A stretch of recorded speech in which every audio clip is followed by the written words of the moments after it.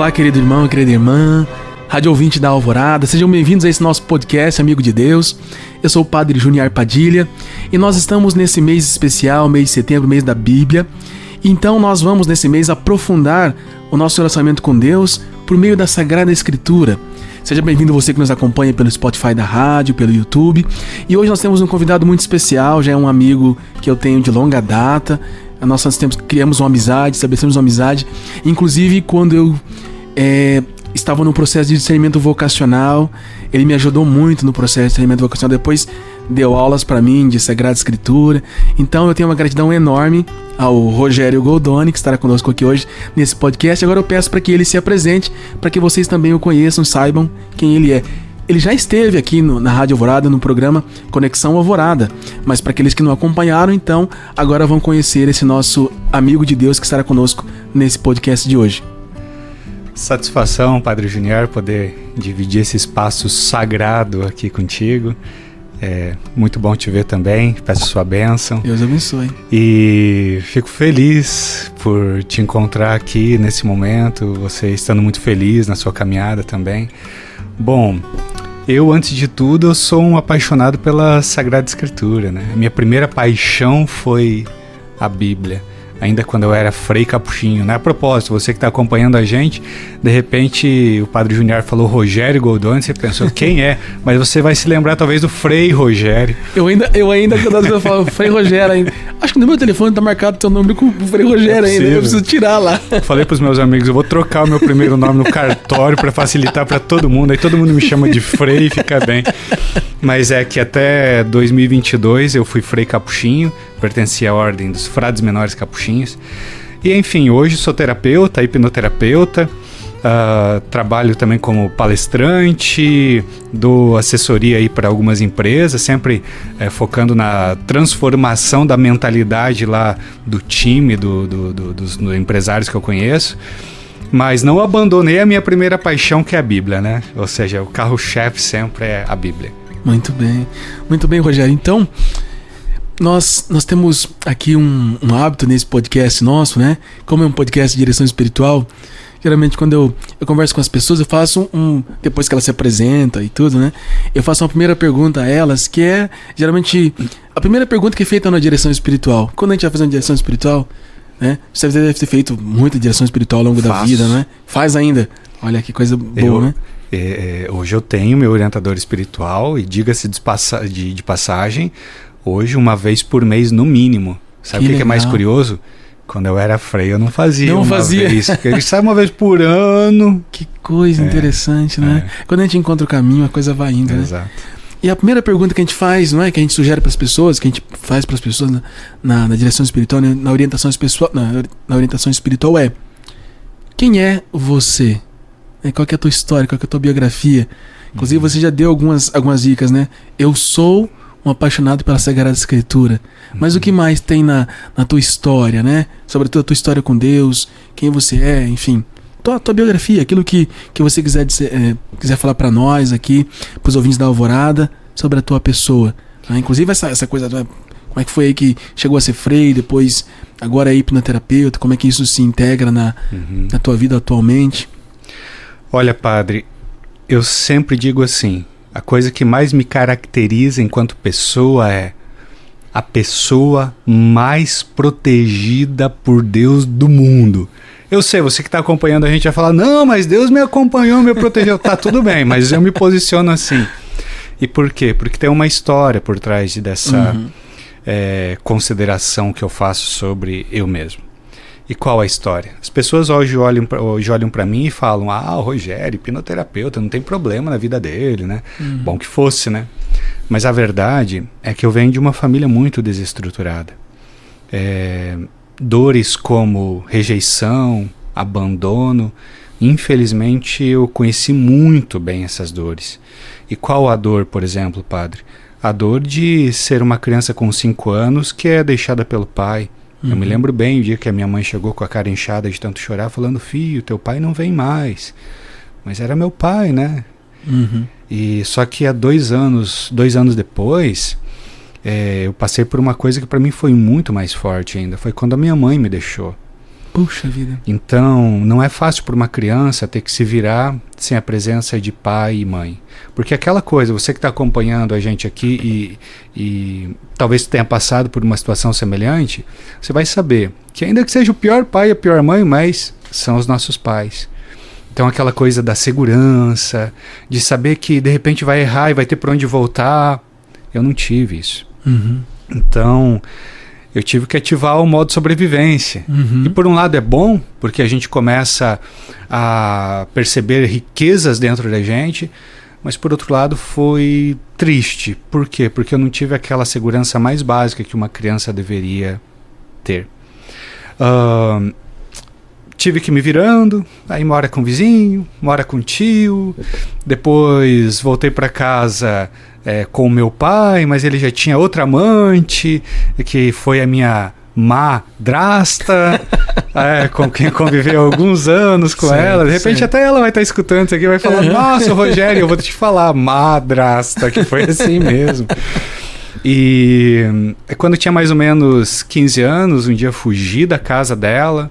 Ela acabou se separando do meu pai, eu fiquei com ela, porque o meu pai era casado, e disse, não tem como você ir para casa, porque a minha mulher vai expulsar nós todos de casa, e depois eu fui saber que não era assim. Rapaz, quanta coisa. Então eu tô resumindo aqui, tá?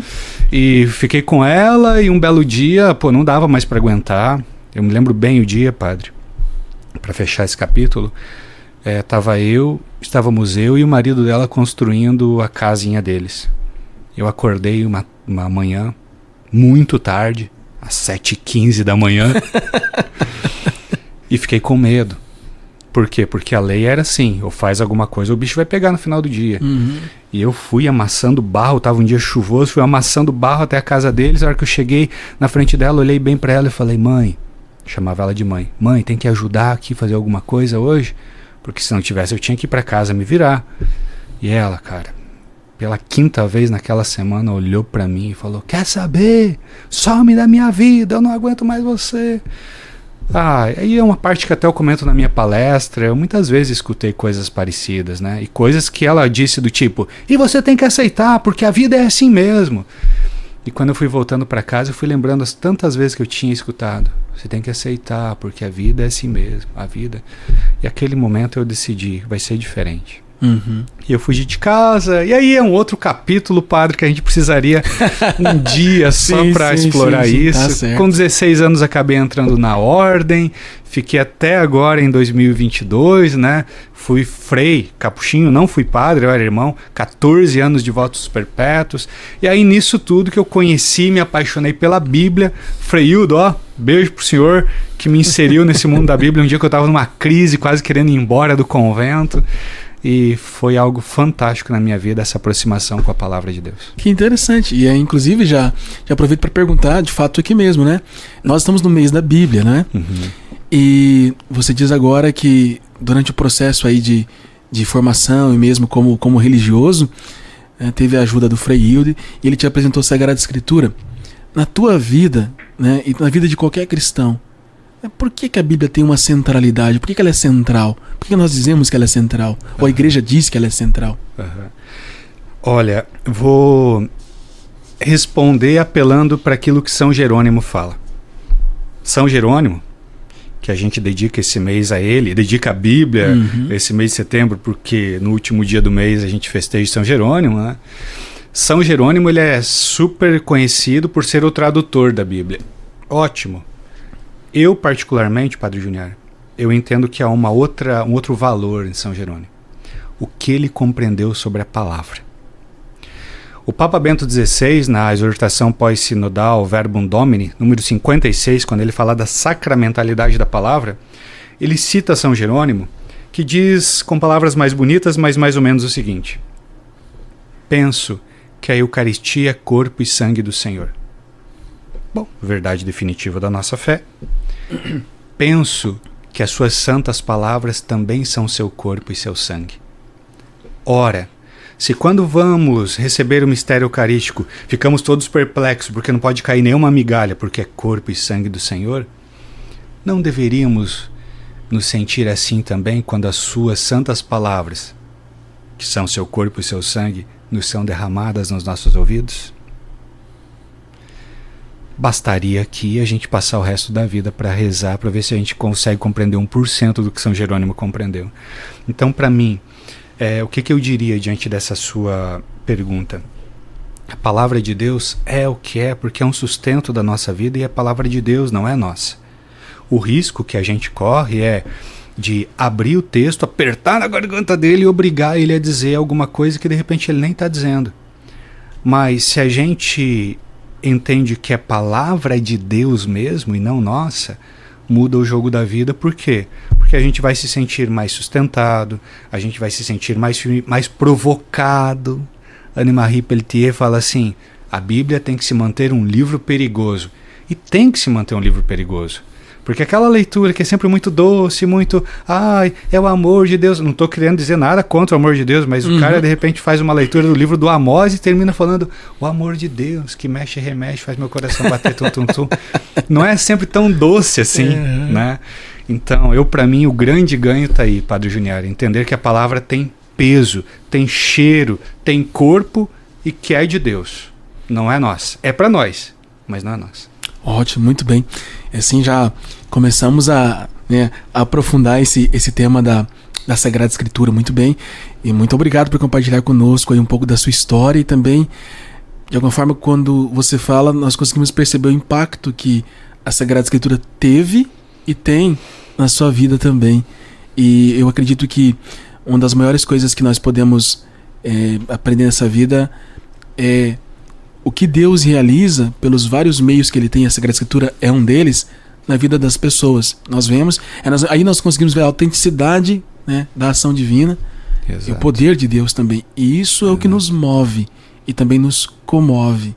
Isso nos ajuda. Esse testemunho nos ajuda muito, tá certo, Rogério? Muito bem, então nós estamos aqui no mês da Bíblia.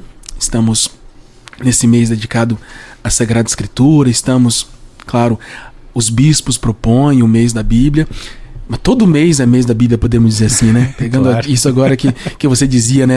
Essa frase tão bonita do São Jerônimo, que o Papa Bento colocou lá na Verbum Domini, não é? Que nós temos que ter essa reverência também, quando nós ouvimos as palavras da Sagrada Escritura, de modo que elas também penetrem o nosso coração e façam parte de nós, assim como a Eucaristia faz parte de nós quando nós comungamos, né? Eu penso que os católicos precisam crescer um pouco nessa compreensão, porque de fato, né, tem até uns padres que fazem aquela brincadeirinha, né? Então você pega agora no mês da Bíblia a sua Bíblia, lá na tua casa, tira o pó, sopra o pó e vai ler, não é?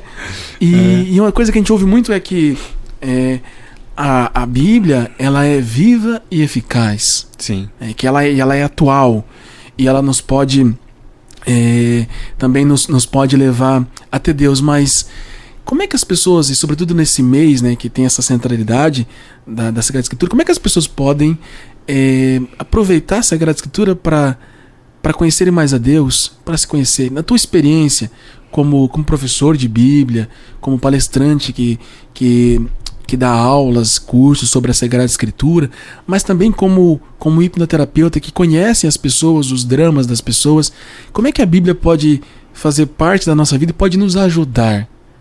Ela pode? Pode, né? Você dizia agora há pouco, né? Olha, a Bíblia precisa permanecer um livro perigoso, no sentido que a gente tem que se aproximar dela com um certo cuidado, né? Ali tem muita coisa. Sim. E me parece que ela abarca assim, as várias realidades da nossa vida, sim, do mundo, da igreja, etc. Mas então como é que a gente pode se aproximar dela de modo que ela pode nos ajudar e que nós podemos ter experiência de Deus? Aqui são várias perguntas numa só, né? Uhum. Assim, Padre Juniar, eu penso que, primeiro de tudo, quando a gente fala que a palavra ela tem que permanecer perigosa, é no sentido de nos provocar. Uhum. Tem que sempre provocar uma mudança na nossa vida. Como que a gente vai ler a história lá do Adão? Gosto muito dessa história. O Adão, tá lá Deus caminhando no jardim, perguntando: Adão, cadê você? Adão, onde estás?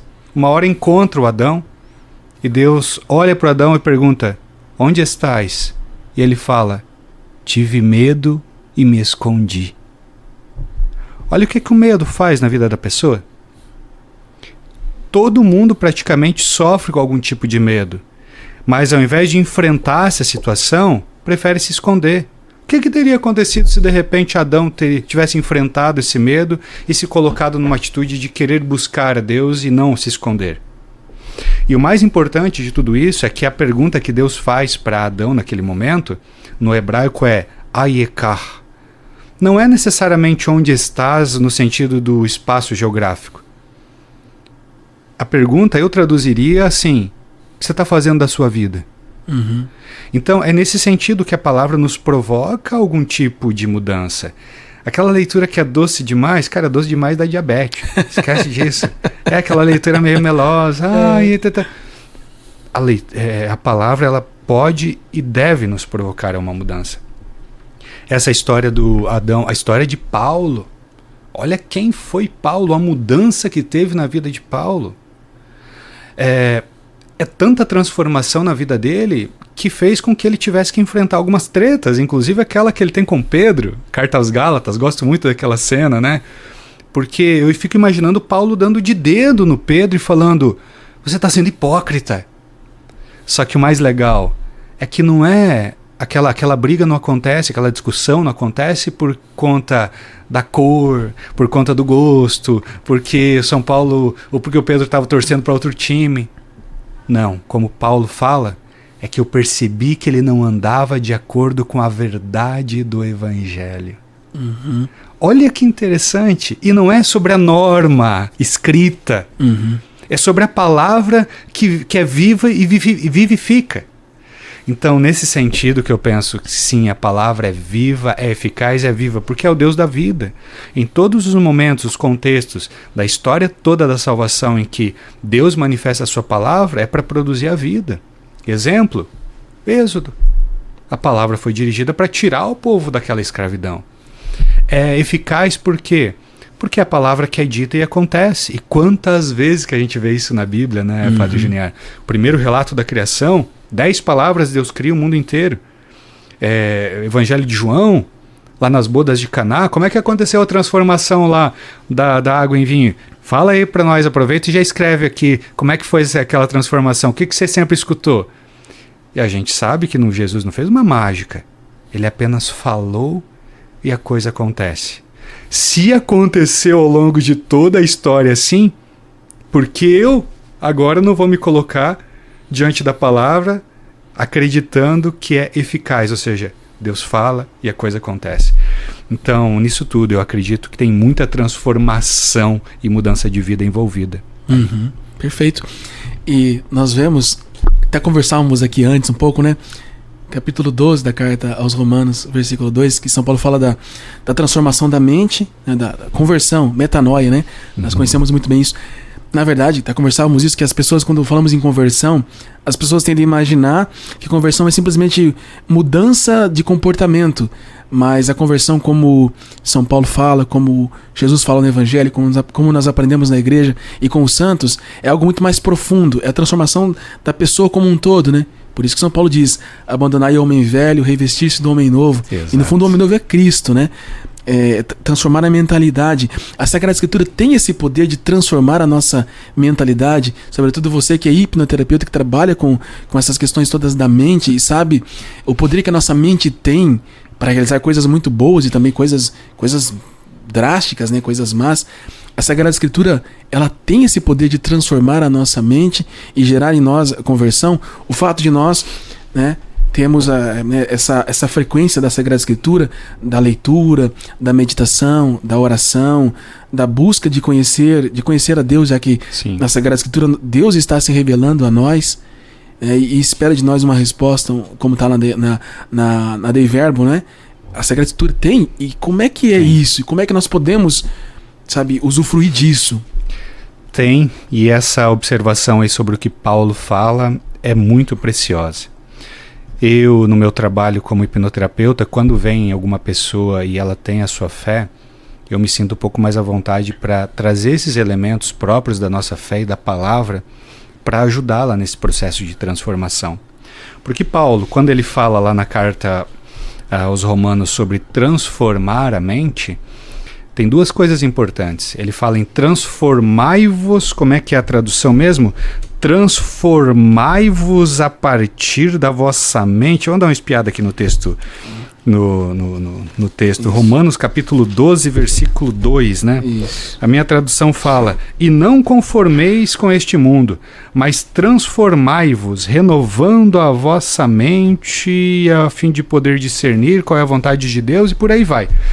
Mas dando uma espiada aqui no texto grego, o que ele fala? A palavra que está para nós aqui, para transformação, é o verbo metamorfou. O que ele está falando? Metamorfosear. Lembrei aqui dos Power Rangers, né? Que é do meu tempo. Não é do seu tempo, que o senhor é mais novinho. É sim, existia. É sim. Sempre que ser o Ranger branco. E qual que é a ideia, então?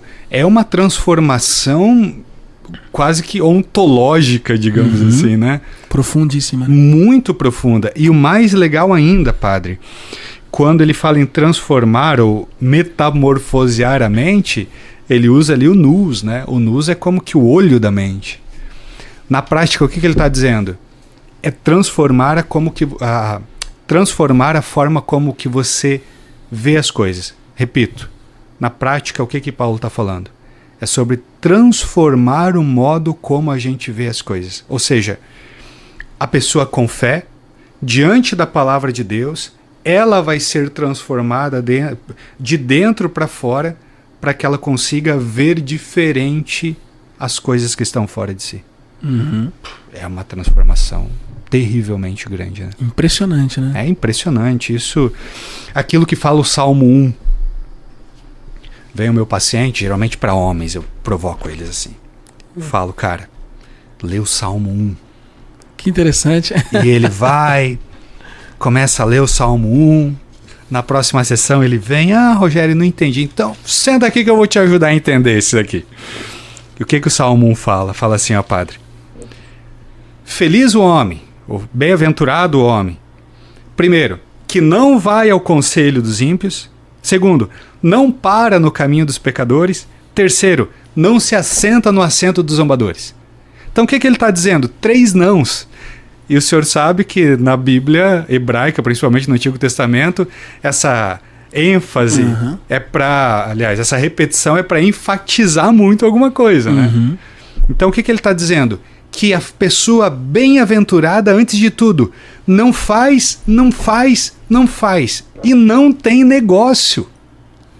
O homem, para ser feliz, como diz esse salmo, não tem que negociar aquilo que acredita e aquilo que é verdade. Mas não tem mais, cara. Feliz o homem que não vai ao conselho dos ímpios. Então, aí chega o meu paciente, de repente o empresário, e tá, sei lá, aprontando todas na empresa. Cara, não dá para você continuar assim. É simples. Mas eu vou ganhar menos. Pois é uma escolha que você vai fazer.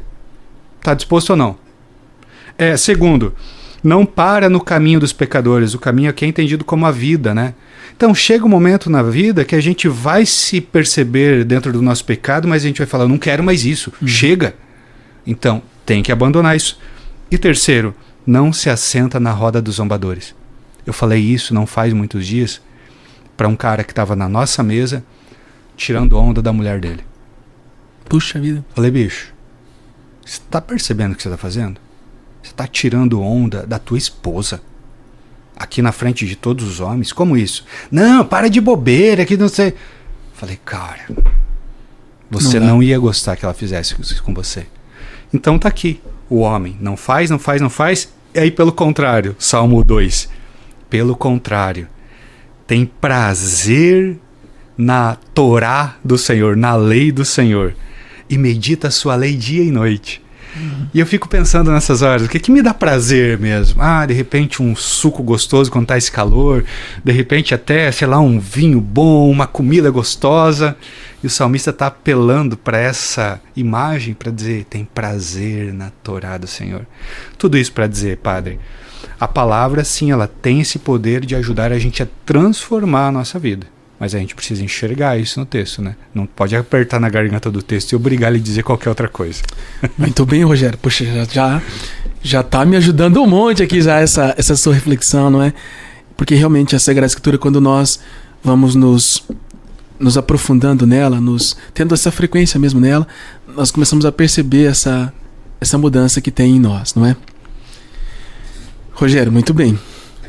Essa sua reflexão a partir desses 2 primeiros versículos do Salmo 1. Olha que coisa interessante, poderíamos fazer aqui um podcast só sobre esse salmo, não é? Coisa maravilhosa isso. Inclusive, a sua especialidade, uma das suas especialidades é em salmos, não é? É em salmos. Eu quero aproveitar, deixa aqui também. Claro. Nem estava planejado isso, mas você que está acompanhando a gente está para iniciar agora no mês de setembro a 2ª turma da primeira e única, eu disse única pós-graduação em Salmos do Brasil. Então, se você quer conhecer melhor a poesia hebraica, a experiência que está em cada um desses salmos, é o caminho. Eu vou deixar só uma dúvida para o pessoal. Você que está acompanhando a gente, você sabia que o livro dos Salmos é formado por 5 pequenos livros? Não? Então você vai ter que fazer essa pós para saber o porquê, que é uma coisa muito legal. Agora até eu e o Everton vamos nos inscrever nesse curso já. Rogério, mas olha que coisa interessante. Você pegou esses dois primeiros versículos do Salmo, disse que até coloca eles como proposta para os teus pacientes, para os teus clientes que estão lá com algum drama na vida, né? Inclusive, a pessoa, por exemplo, esse empresário que você citou. De repente a pessoa ela tá com um problemaço na vida. Ela não sabe como resolver. Não sabe. Sim. E aí você traz esse salmo que vai suscitar na pessoa uma reflexão. Mas nem todo mundo consegue fazer isso, né? De repente, até falávamos isso, né? Ela pega aqui a Sagrada Escritura e ela fala assim, poxa, padre, mas eu pego, eu vou lá, leio, mas não entendo. Tem, assim, qualquer pessoa simplesmente pode pegar a Bíblia na sua casa, sentar lá na sua casa, ler e conseguir tirar essa profundidade de reflexão que você comentava. Inclusive, porque tem esse perigo, a pessoa que, como você sempre diz isso, né? Dizia pra gente nas aulas também, não se trata de apertar a garganta do texto para que ele diga aquilo que ele de fato ele não diz. Uhum. Então tem algum pressuposto que a gente tem que ter para poder... Precisa fazer uma faculdade de teologia, especialização bíblia, saber exegese, para poder, tirar da Bíblia, sabe, essas possibilidades que ela transforma a nossa vida? As pessoas em geral. Uhum. O que você diria para nós? Eu diria o seguinte, você não precisa saber grego e hebraico, ser profissional em exegese bíblica para entender bem o texto. Quer ver um exemplo? Todo mundo consegue chegar diante de alguém, padre, e entender bem uma pessoa que está passando por um problema. Mas quando que ela vai entender bem essa pessoa? Quando ela escuta. Pensa aí, você está em casa e chegou o seu filho e você viu que não está muito bem. Você não sabe ainda o que ele tem. Se você conversar com ele e escutar com paciência, você vai entender o que ele está passando e quem sabe vai até conseguir ajudá-lo. Eu tiro para mim essa imagem para dizer, é assim com a palavra também. O fato de a gente ler, e a hora que acabar, começar a ler de novo e silenciar diante do texto, ajuda a gente a fazer grandes compreensões. Eu lembro daquilo que o professor Alonso Shekel disse, que um dia uma pessoa chegou para ele e falou assim, mas padre, professor, é muito difícil ler a Bíblia. Você aí que está acompanhando a gente já teve essa percepção? Ele olhou bem para essa pessoa e falou, difícil não é ler a Bíblia, difícil é ler. Uhum.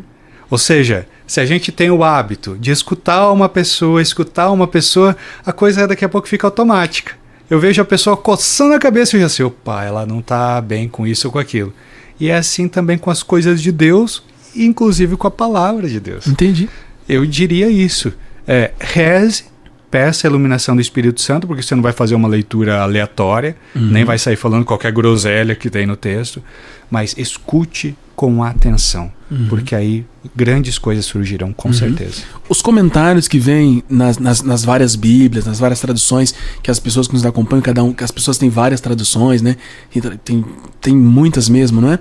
E agora ainda parece que está aumentando mais as traduções ainda, sobretudo aqui para nós no Brasil. Os comentários podem ajudar nisso.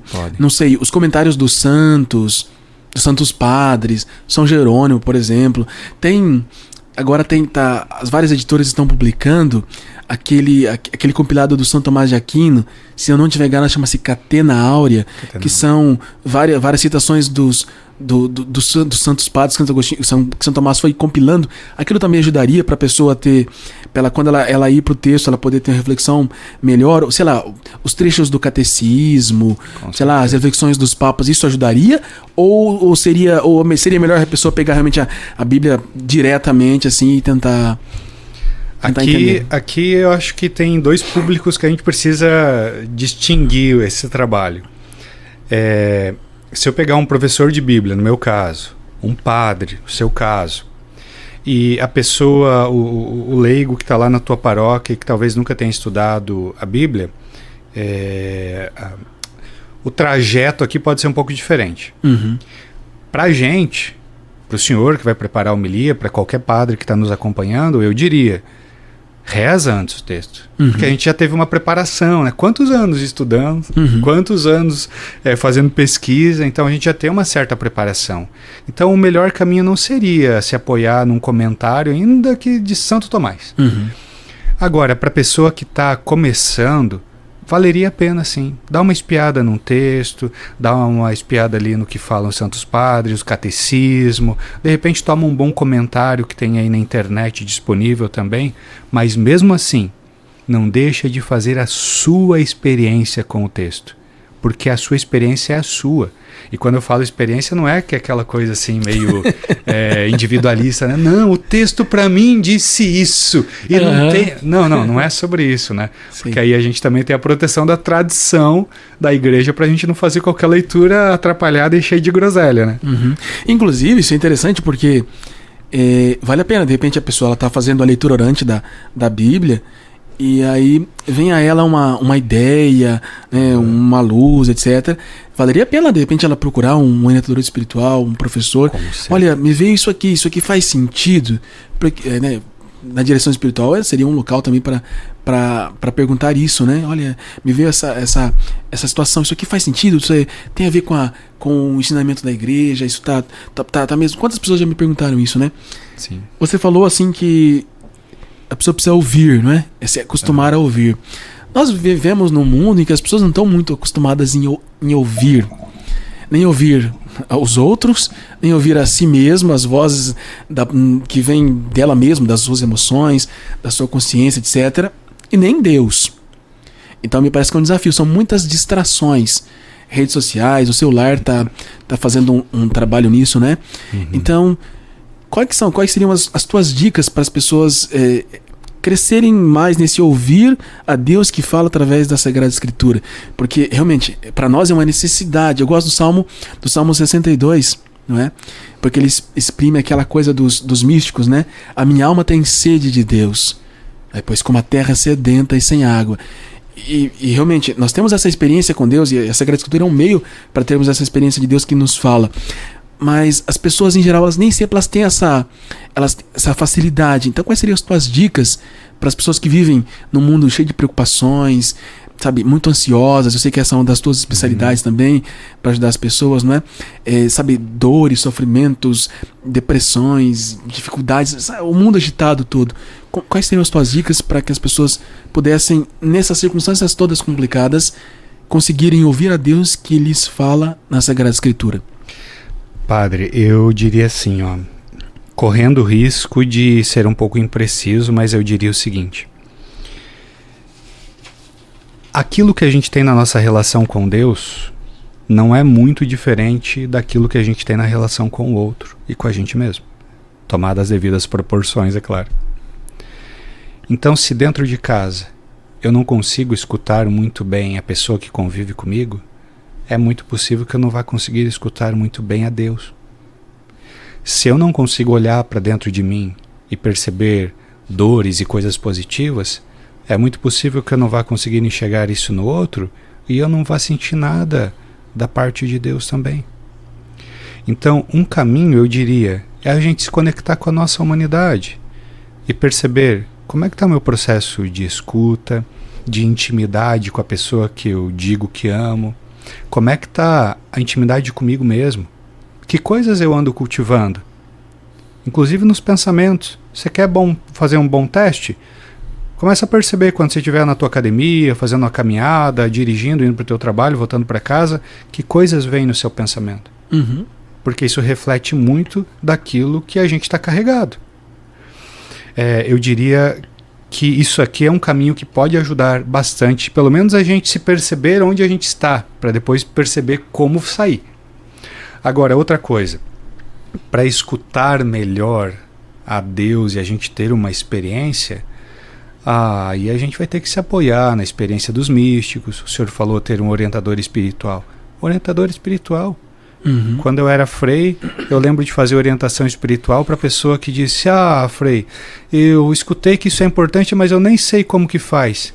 Tá tudo bem. Uhum. Porque não é ela falando só isso, é Deus falando nela. E que bom que ela percebeu essa dúvida e falou: eu nem sei como vou fazer. Tá bom, a gente vai aprender e tá tudo certo. Então, procurar ajuda, procurar um auxílio. E outra, criar uma rotina. Que seja uma rotina de ouvir esse podcast. Uhum. Que seja uma rotina de falar com o teu orientador espiritual. Que seja uma rotina de ler um texto bíblico. Eu não sei que ordem que eu sigo. Segue a ordem que é proposta pela liturgia. Uhum. Pega todos os dias. Eu não tenho tempo. Pega o salmo da liturgia. Pega o evangelho da liturgia. Ou seja, a gente tem várias possibilidades e a nossa igreja também nos dá essa possibilidade de a gente começar a se acercar mais de Deus. Cursos, formações que a gente tem dado por aí. Demos formações aqui na São Vicente, ali na Divina, para mais de 300 pessoas. Puxa vida, que legal. E que bacana que foi, sabe? Então, temos essas possibilidades. Eu diria que por aí a gente pode escutar melhor a Deus e conhecer grandes coisas que ainda talvez a gente nem percebeu. Sim. Sabe o que é interessante, Rogério? Eu comentava agora contigo, né? Que eu gosto muito do Salmo 62. Uhum. E o 41 também, que tem mais ou menos a mesma ideia, né? Assim como a corça suspira pelas águas correntes, suspira minha alma por vós, meu Deus. Porque tem um pouco esse viés aí por conta da Santa Teresa, eu gosto muito, né? Uhum. E é interessante que nós temos isso dentro de nós. Isso que você diz, né? Sabe, olha, 300 pessoas foram para esse curso. De alguma forma as pessoas têm essa sede de conhecer mais a Deus e de saber o que Deus lhes está falando. Exato. Não é? As pessoas têm. Poxa, quantas vezes na minha vida, pequenininho, né? Pensava assim, puxa vida, eu quero ler a Bíblia. Vi uma coisa assim, eu quero ler a Bíblia. Não é? E quantas vezes ainda eu falo, puxa, os salmos já me ajudaram muito a sair de crises existenciais até. Interessante, legal. Os salmos me ajudaram. Salmo 37, que é um salmo de confiança, nossa, me ajudou muito no momento que eu estava bem complicado, né? Me ajudou muito a refletir, a pensar minha própria vida, isso que você dizia, né? O que vai nos teus pensamentos? Isso diz muito de quem você é, de como que você, qual é a tua perspectiva de mundo, como já me ajudou muito isso. Poxa, então, quantas vezes as pessoas chegam pra gente, né, pros padres, e dizem: padre, poxa, eu não leio muito a Bíblia, eu gostaria de ler mais a Bíblia. Se a gente já tem, se as pessoas têm isso, me parece que é algo que Deus vai suscitando em nós, né? Porque ele revelou para, né, dar-se a conhecer a nós.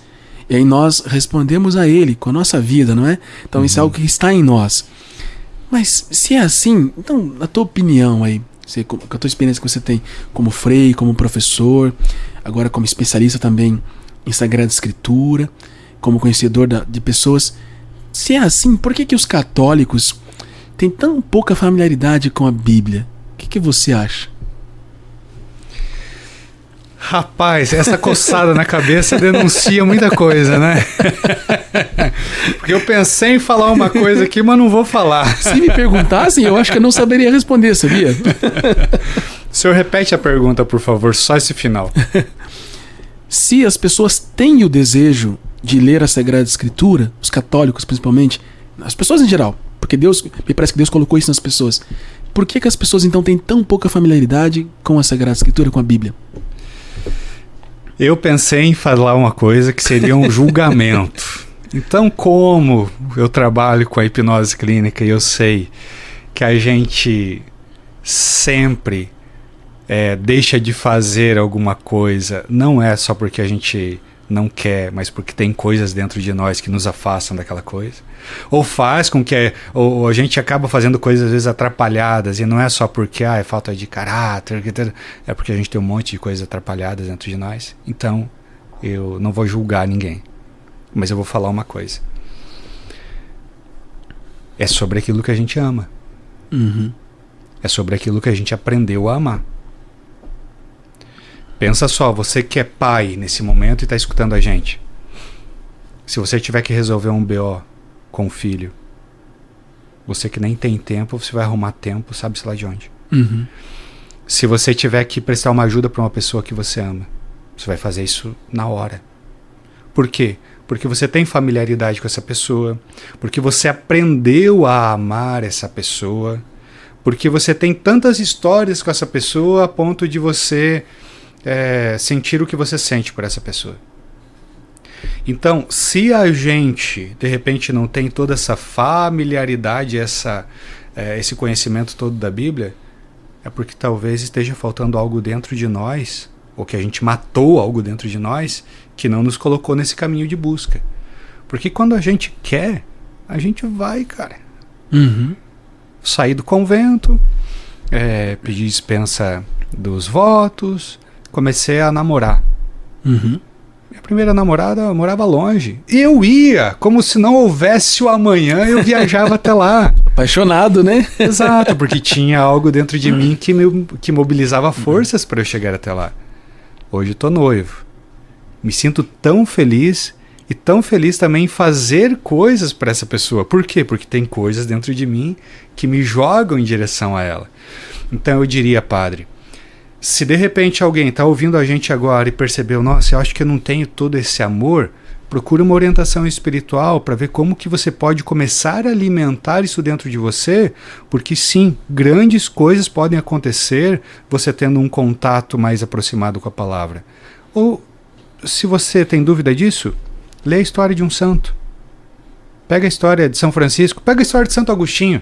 Uhum. Santo Agostinho é curioso, né? Ele fala nas Confissões, esqueci o capítulo agora, que ele estava lá naquela crise toda dele, né? E quem não conhece a vida de Santo Agostinho, dá uma pesquisadinha depois que você vai ver como é que virou santo o homem dele. Exatamente, exatamente. E diz que ele estava naquela crise e de repente ele escutou uma voz que parecia de criança, como que cantando, né? Tole legge, toma e lê, toma e lê, toma e lê, toma e lê. E ele viu uma Bíblia ali, abriu, deu em Romanos capítulo 13, que fala sobre abandonar a vida atrapalhada, atravessada e transformar a vida, não sei o quê. Mudou de vida. Então, por isso que eu falo, grandes transformações podem acontecer. Se não tem isso dentro, quem sabe você pode fazer igual Santo Agostinho, toma e lê. E aí depois procura uma orientação, claro, que vai te ajudar bastante. Puxa, interessante, muito, muito interessante, muito interessante. Porque realmente isso vai, para mim, quando eu vou te ouvindo falar, vai me vindo, assim, realmente vários episódios que eu já li, que eu já presenciei, etc. Não é? Muito bem. Bom, Rogério, então, nós temos, assim, eu preciso me segurar porque às vezes vai vindo um monte de perguntas aqui para te fazer, né? Mas dentro disso, não é? Você tem aí alguma lembrança, alguma memória, algum episódio de alguém, assim, você citou agora há pouco Santo Agostinho, não é? Que leu a Sagrada Escritura e teve uma transformação. Me lembro também de Santo Antão, que foi uma missa, né? E era aquela passagem do jovem rico, né? Então, você quer ser perfeito, né? Vai, vende tudo que tem, dá aos pobres, né? E me segue. E aí ele tomou aquilo para ele. E tantas pessoas ouvem isso e às vezes não acontece nada. Mas você conhece alguém, tem na sua memória alguma história assim, de alguém que a Sagrada Escritura fez uma transformação radical? Talvez você? Eu ia falar que eu conheço muito bem essa pessoa. Se chama Rogério Goldoni. Eu lembro, padre, e não faz muito tempo, tá? Não faz muito tempo. Essa história que eu contei aí sobre o Adão foi uma coisa que eu comecei a refletir. E por que eu comecei a refletir? Porque depois que eu saí do convento, principalmente, e comecei a fazer esse trabalho com mentalidade, cursos, hipnoterapia e neurociência, sei lá o quê, eu comecei a perceber quanta coisa na minha vida não estava sendo real. É como se eu estivesse sempre fazendo para os outros. Então eu dizia que eu ia fazer, que eu ia mudar o mundo, que eu ia rezar não sei quantas horas, que eu ia comprar, que eu ia vender, que eu ia viajar, e eu fazia 1% daquilo tudo que eu dizia. E aí eu comecei a perceber que por que eu não fazia? Porque dentro de mim não tinha coisas fortes que me impulsionavam para aquilo. E por que eu falava então que eu ia fazer? Porque eu tinha medos. E qual que era o meu medo? O meu medo era de não ser amado. Dada a minha experiência toda de abandono, de rejeição. E um dia, lendo essa história aí e rezando, Padre Junior, eu tomei para mim mesmo: tem que ser real. Por isso que a minha frase hoje é: tem que ser real. As pessoas que me conhecem sabem o quanto eu tenho repetido isso nesses últimos 2 anos. A minha noiva, Renata, beijo para você. Ela sabe quantas vezes eu falo: tem que ser real. Porque, cara, uma das piores coisas para um homem, para um ser humano, mas principalmente para um homem, é olhar para trás e perceber que a gente prometeu um monte de coisa e não fez nada. E por que não fez nada? Porque a questão não é sobre julgar e falar para aquele Rogério: nossa, como é que você foi capaz de não fazer? Não, é porque eu estava igual Adão, cheio de medo, me escondendo. Então, para mim, isso foi bastante forte, padre. Agora, eu conheço também outras pessoas que grandes transformações ou pequenas transformações, mas foram tocados pela palavra. Eu lembro de uma pessoa que uma vez chegou para mim e falou: nossa, eu escutei a homilia do padre fulano de tal nesse final de semana que falava de Marta e Maria, e eu percebi que eu estou sempre correndo, Rogério. E eu só estou aqui hoje no teu consultório porque eu quero parar de correr tanto. Aí correria, ela não estava mais nem atendendo filho, nem marido, nem pai, nem mãe, nem comunidade, nem ela mesma. Ela chegou lá com os cabelão tudo esparramado, que parecia eu quando era pequeno, que lavava com sabão gaúcho o cabelo. Ela não se cuidava mais, não fazia nada. Por quê? Tava igual a Marta, né? Marta, correndo para todo lado. Tá certo. Puxa, interessante. Essa coisa, né, tem que ser real. É interessante porque eu acho, esse é um dos temas que eu acho mais interessantes, né?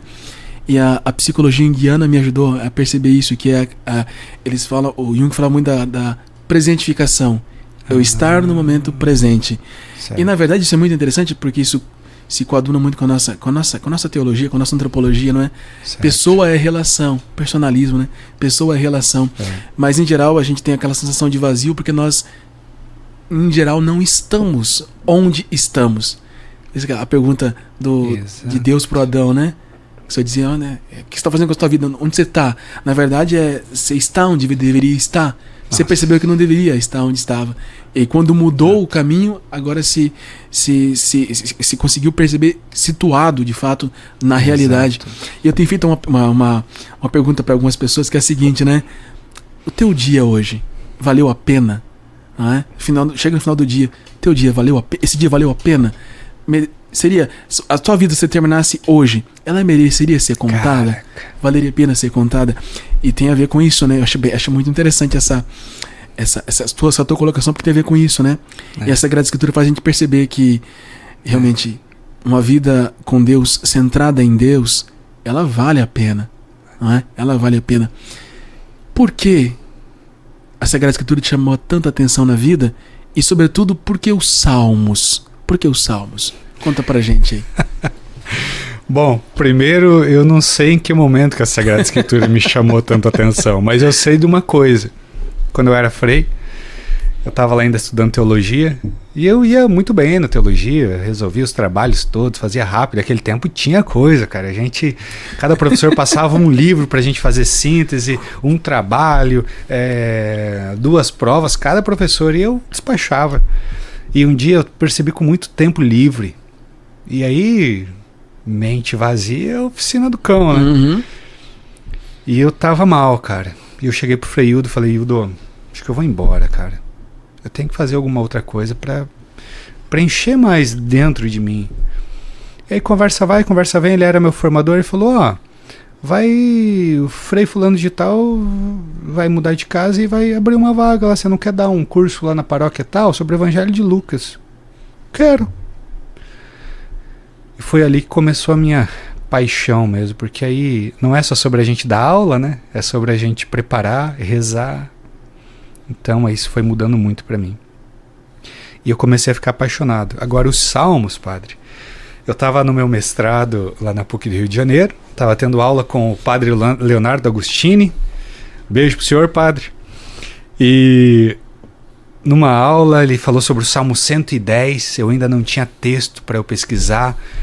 No final da aula eu falei, padre, que legal, posso fazer uma pesquisa sobre esse salmo? O senhor pode me acompanhar? E ele falou, eu posso te acompanhar, mas não escreve sobre esse daqui não.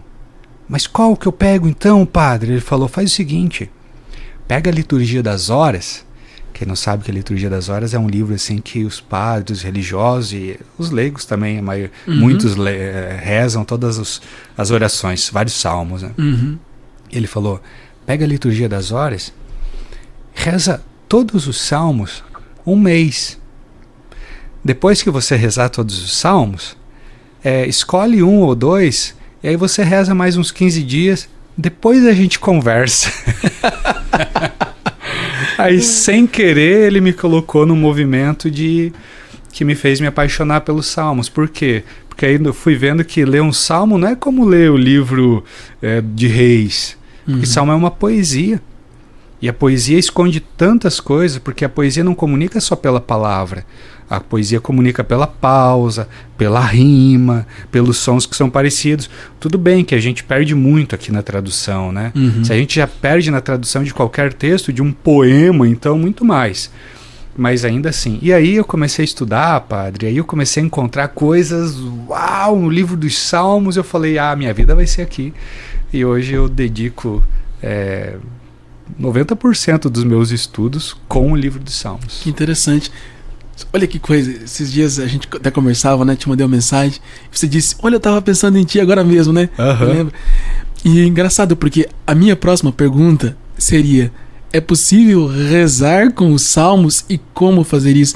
E você disse que o teu aprofundamento nos salmos começou justamente o professor sugerindo que fizesse a oração dos salmos.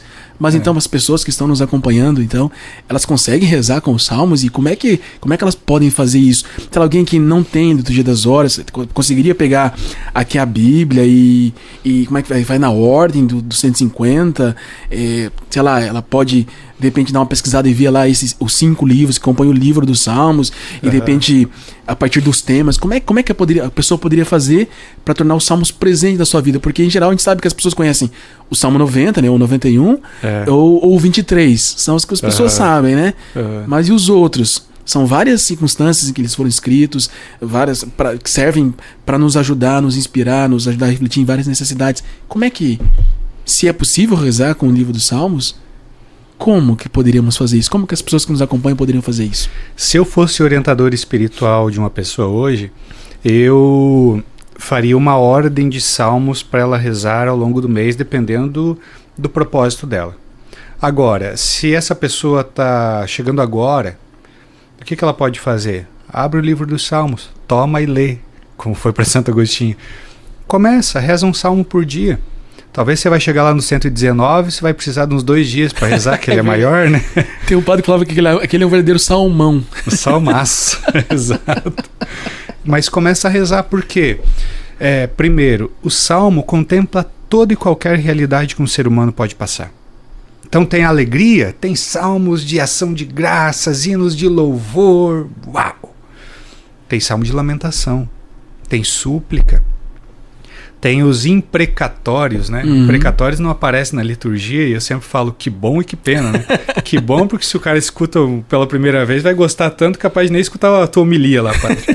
E que pena porque ele fala tanto de experiência também, né? Tanto de experiência, por exemplo, o Salmo 58. Ó Deus, quebra-lhes os dentes da boca deles. Não dá para parar nesse versículo, tem que ler o que está antes, o que está depois para entender o desespero desse salmista. Quer saber? É o desespero que você talvez passou, você que está acompanhando a gente. Ou o Salmo 13. Até quando, Senhor? Até quando me esquecerás? Como é que fala? Até quando me esquecerás? Até quando esconderás a sua face de mim? Até quando terei o sofrimento dentro de mim? Ele começa o salmo assim, ou seja, é uma pessoa que está aterrorizada pelo silêncio de Deus. E sabe por quê? Porque para a pessoa que tem fé, o silêncio de Deus é terrível. Então, começa a ler. Porque, eu não entendi direito, mas com uma boa leitura, duvido se você não vai entender esse grito do salmista aqui. Duvido. Duvido se você não vai entender quando o salmista falar dançai diante dele toda a terra. Você sabe o que é dançar, né? E você sabe que a gente só dança quando a gente está feliz, alegre. Então a experiência a gente vai conseguir compreender. Sim. É interessante que às vezes, como esses dois exemplos que você deu, muitas pessoas às vezes elas têm sentimentos, têm emoções, têm um grito e angústias, e elas não sabem como expressar isso. Nem verbalmente, nem para outras e nem para si mesmas. Isso. E de repente ela toma um salmo e o salmo está ali expressando aquilo que ela gostaria de expressar, e ela mesma pode até se compreender a partir disso. Eu acho que é bastante interessante. Vale a pena nós fazermos essa experiência. Você que nos acompanha, vale a pena fazer essa experiência. Eu dizia agora há pouco, os salmos me ajudaram com crises existenciais. São crises mais profundas, são profundas mesmo, que nos instalam na realidade, né? São essas crises que nos desinstalam e nós precisamos nos reinstalar na realidade, e a Sagrada Escritura tem esse poder de nos ajudar. Quer ver, padre, só desculpa te interromper, esse salmo que o senhor citou, o 62 na liturgia, 63 na Bíblia hebraica, por que o salmista foi capaz de falar o vosso amor vale mais do que a vida? Esse é muito forte, esse versículo. Tem uma experiência aí, mas se esse salmista falou isso, eu quero saber que experiência que é essa. Então é esse tipo de coisa que eu falo, que está aí à nossa disposição, para a gente começar a ser questionado e depois começar a compreender melhor e viver, porque tem que ser real. Exatamente, muito bem, tem que valer a pena. Não é? E teríamos, claro, Rogério, teríamos muito mais coisas para a gente falar aqui, não é? Sim. Com certeza. E é claro, acho que nós vamos ter que marcar, né, Everton? Vamos ter que marcar mais vezes aí pra gente aprofundar até, de repente, algum salmo, ou, de repente, uma pequena reflexão de um salmo, uma leitura orante, alguma coisa assim, para que as pessoas também vão aprendendo contigo fazer isso, né? Mas, assim, para as pessoas que estão nos acompanhando, né, para os nossos ouvintes, aqueles que nos acompanham pelo Spotify, pelo YouTube, não é? Que mensagem você deixaria, ou que versículo bíblico, que salmo, para ajudarem as pessoas a viverem bem esse mês da Bíblia, mas não apenas o mês da Bíblia, né? Mas a vida toda. O que você diria para as pessoas que nos estão nos acompanhando? Eu diria o seguinte, deixa eu só abrir a Bíblia antes aqui, que isso vai dar um corte legal, hein, Everton? Esse corte aqui, pode marcar 1 minuto aí já para você preparar o corte. Eu diria o seguinte, o que eu te diria? Todos nós passamos por algum momento delicado na vida. Sofrimentos, tensões, uns mais, outros menos. Eu e tantos que estão aqui nos ouvindo ficaram sem pai, sem mãe e tiveram que se virar. Mas outros experimentaram a dor da morte, a dor de perder tudo que tinha. É nessas horas que a gente precisa se voltar, como faz o salmista também, para aquele que pode nos sustentar. E aí eu citaria para você o Salmo 122. Se você tem a Bíblia Ave Maria, o Salmo 121. Aliás, se você tem a Bíblia Ave Maria, o Salmo 120, eu citaria o Salmo 121. Quando ele fala, ergo os olhos para os montes, de onde pode vir o meu socorro? Essa é a realidade de uma pessoa que estava muito preocupada, porque ela estava fazendo a caminhada para Jerusalém, que ela tinha que ir uma vez no ano, e eles não iam de ônibus com ar-condicionado como a gente vai hoje. Aquele caminho era perigoso, porque poderia ter feras, assaltos, acidentes. E quem que poderia proteger essa pessoa? Então ele olha os olhos, ele olha para o alto daqueles montes e pensa, de onde pode vir o meu socorro?